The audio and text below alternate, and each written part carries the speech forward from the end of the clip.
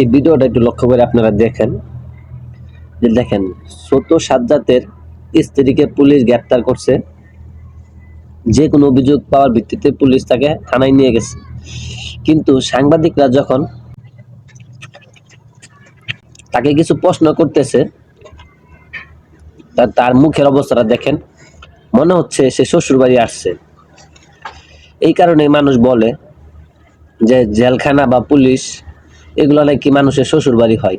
এই ভিডিওটাই তার প্রমাণ। যদি এই ভিডিওটা না দেখেন তাহলে আপনি বুঝতে পারবেন না। দেখেন একটা মানুষ পুলিশের কাছে গেছে বা থানায় গেছে বা হাজতে গেছে, তারপরেও তার মুখে কতটুকু হাসি।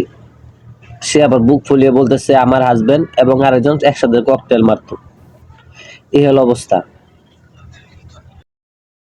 তো সে এটাও বলছে তার স্বামী নাকি বিএমপি করে, বর্তমানে বিএমপির সাথে যুক্ত আছে। আসলে বিএমপিতে কি এই ধরনের লোক যুক্ত আছে কিনা আপনারা একটু কমেন্ট করে জানাবেন, যে যারা ককটেল মারে তারা কি বিএমপির সাথে যুক্ত কিনা। কিন্তু তার নিজের মুখে স্বীকার করছে তার স্বামী এক সময় ককটেল মারতো আরেকজনের সহযোগিতায়। আচ্ছা, যারা ককটেল মারে তারা কি বিএমপির সাথে যুক্ত আছে কি আপনারা একটু কমেন্টস করে জানাবেন। ওনার মুখ দেখলে বোঝা যায় না যে ওনার স্বামী একটা অপরাধের সাথে জড়িত, এবং ওনার মুখ দেখলে মনে হয় না যে উনি একটা অপরাধের সাথে জড়িত। আইন শৃঙ্খলা মনে হয় তাদের হাতের মুঠোয় একেবারে। এই কারণে আমি বলবো ভাই, দেশের অবক্ষয়টা কোন জায়গায় হয়েছে দেখতে পাচ্ছেন। আমি আশা করি আমরা যেহেতু দেশের নাগরিক, তাই এখানে উন্মুক্ত প্ল্যাটফর্ম, এখানে আপনি আপনার মতামতটা রেখে যাবেন।